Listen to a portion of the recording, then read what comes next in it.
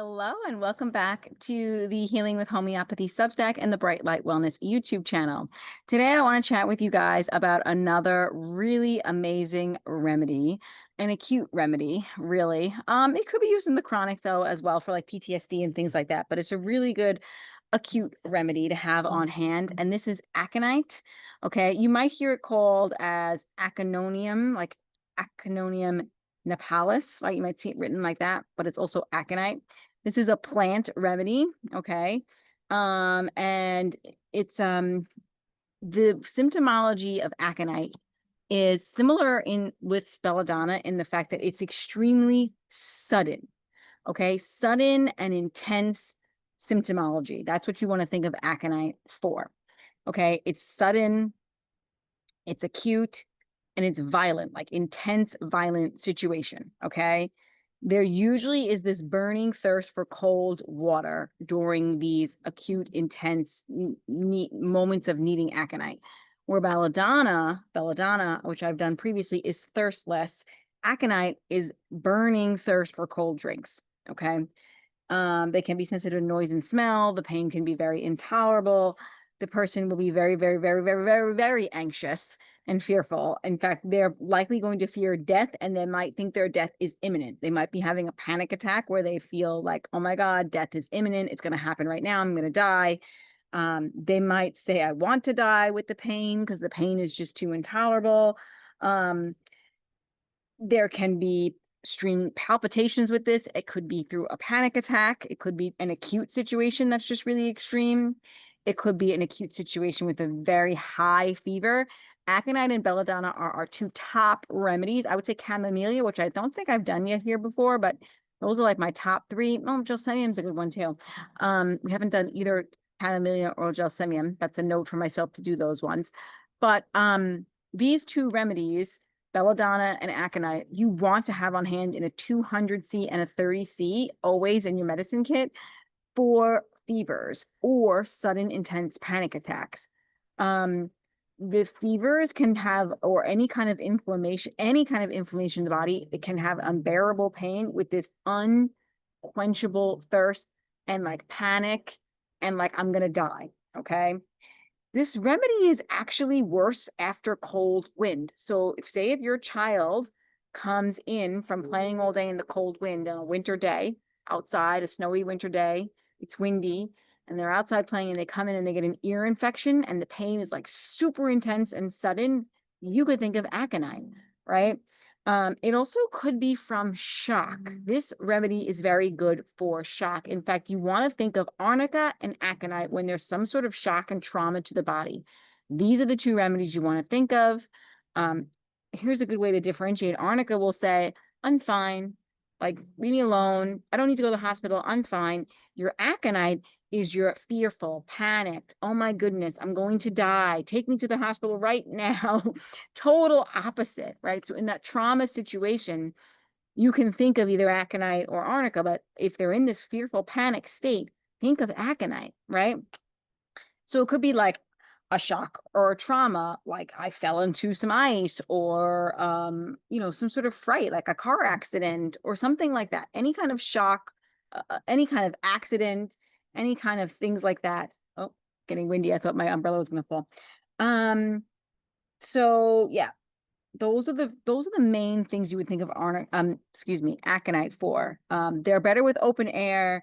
They're better with rest, sleep. They're worse with actually touch, light, noise, cold wind, dry weather, and they actually could be worse from 12 to 2 a.m. So it could be like at night, you can get a similar picture to arsenicum, but they're easy to differentiate between arsenicum and aconite because, well, aconite is going to be much thirstier. It's going to have a much higher fever if there's a fever. I just did a video on arsenicum, but aconite is hot where arsenicum is cold. Okay. They're hot.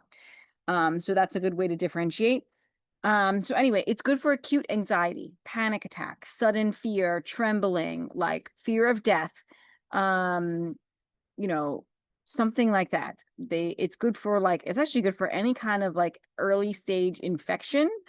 Like, so first stage of cold, cough, flu, sore throat, ear infection, And it could come on after some sort of shock or some sort of exposure to dry, cold wind. It's great for fevers. In a fever, they're going to have cold feet and hot hands. There will be this tremendous thirst for cold water, and there will also be this there's going to be this restlessness and anxiety in all states of aconite, but there also is going to be this one cheek red and the other not. Chamomilla has this too. Chamomilla is not as anxious though. Chamomilla is irritable, capricious. You give them something, they throw it back at you. They are the child that you cannot please. Aconite is going to be anxious, very different, but they have this one cheek red, the other not. They also might have, like I said, these cold feet but hot hands. They're going to be flushed in the face, at least possibly just one cheek. Tremendous thirst. It could be a flu that's like sudden, violent, thirsty. Could also be a heart attack, actually. They will want to go to the hospital. There could be chest pain that's radiating with numbness on the left arm. There will be fear of death in an aconite panic attack or heart attack. They will say, I'm going to die, take me to the hospital. They are not going to be like arnica, who's going to be like, I'm fine, leave me alone. That's totally different personality. It's good for trauma and its effects after trauma. I want to just see if there's anything else I want to tell you. It can be given in high potency, such as a 50 m, if need be, which I would seek a homeopath for. It can help release shock and fright that has been held in the body for a lifetime. So that is really important. It's like, that's why it's really good for like PTSD situations. Could have been like an earthquake or a car accident, anything like that. It could be years later. That's in your chronic state of aconite, excuse me. You're going to see that. And then they will, in the chronic state, they're still going to have this fear of death. Death is imminent. I'm going to die on this day. Predicts the date of their death. Argentum nitricum can do this as well, which we have not done as well. There can be claustrophobia, fear of being in a crowd, fear of death. Like, think of your classical PTSD like symptoms. Like, they have agoraphobia, they don't like airplanes, they don't like bad news, ghosts, heart disease, earthquakes. Being in a crowded place can really get them. Panic disorders with recurring episodes and fear of death. Anxiety states following like a strong fright, such as a car accident or heart attack. Or earthquake, excuse me. Restlessness. Panic symptoms that come in the evening just after falling asleep, wakes 1 to 2 hours after sleeping with a fright after being shocked. This also is a good remedy for fear of, like, a woman is in labor and she's having fear, like, of the labor, like, I'm going to die from labor. You could give aconite. The thing with aconite, it's intense. Like they intensely feel like they're going to die. That's when you need aconite. They have a desire for company, and so they want company when they're feeling anxious. They're frantic with pains, urgent need for relief. They have complaints after a fright or a sudden shock, fear, or shock immediately after an injury. Symptoms come on suddenly. We talked about that. Worse after wind, especially cold, dry wind. Restlessness, unable to remain still. Intense pains where the patient actually cries out. I'm not going to go over that. There could be vertigo after shock or fright. There could be faintness after shock or fright.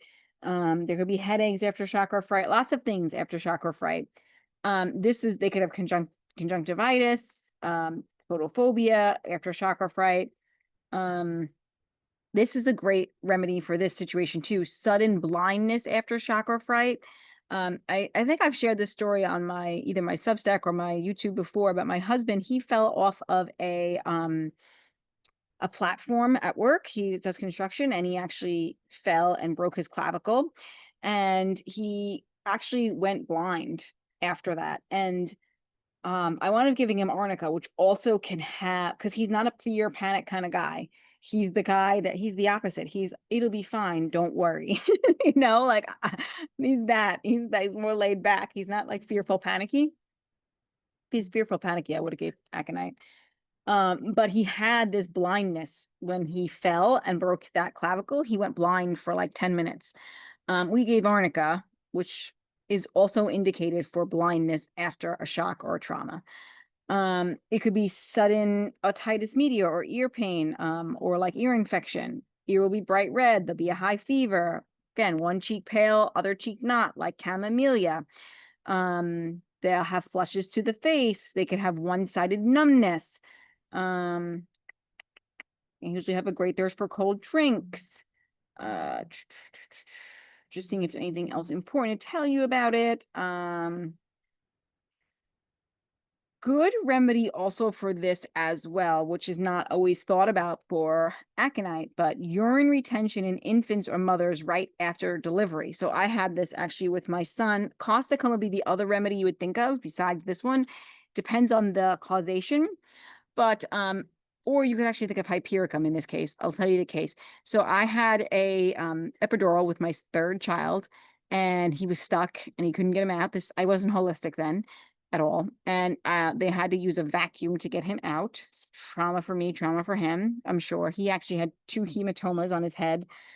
I've given him a remedy for birth trauma. Actually, stramonium was the remedy that he took for birth trauma, and very good effect.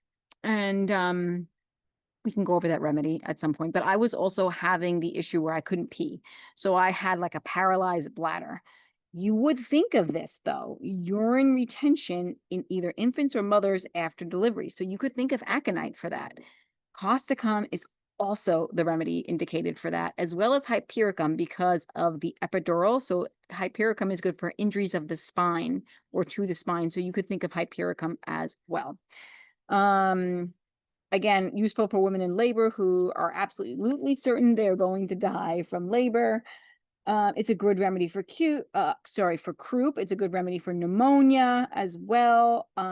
They can have a cherry sputum, so it'd be like they're red, they're spitting up red during pneumonia. There'll be restlessness, a lot of fear. There has to be fear and panic with this remedy.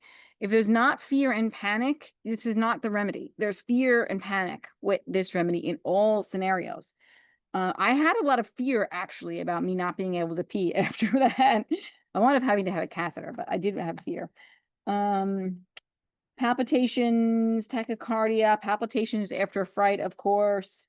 Heart disease with numbness in left arm. I think that's good. I think we covered aconite. So, in the chronic state, they're going to have a lot of fear and panic attacks, and like PTSD from situations like you were in a car accident, and now you have like PTSD and you're afraid to get in the car, like that kind of situation.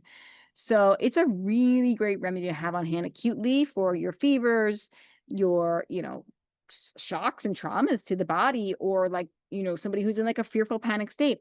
If somebody's like having a heart attack, you would want to go higher, like a 1M. You're not going to harm the person, but still go to the hospital.